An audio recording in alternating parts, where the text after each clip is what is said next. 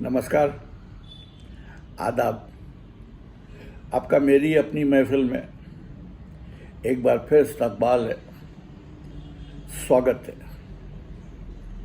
आजकल मैं आपको साहिर लुधियानवी की 7 साला सालगिरह का जश्न मनाते हुए रोज़ाना उनकी एक नज़्म सुना रहा हूँ। आज जो नज़्म मैं आपको सुना रहा हूँ उसका उन्वान नहीं है।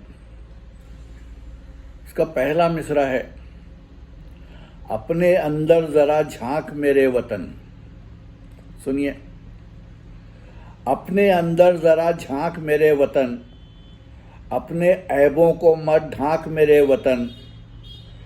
तेरा इतिहास है खून में लिथड़ा हुआ, तू अभी तक है दुनिया में पिछड़ा हुआ।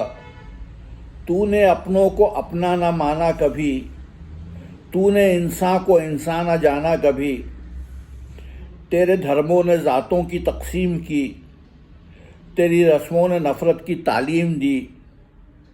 वहशतों का चलन तुझ में जारी रहा, कत्लो खूं का जुनून तुझ पे तारी रहा।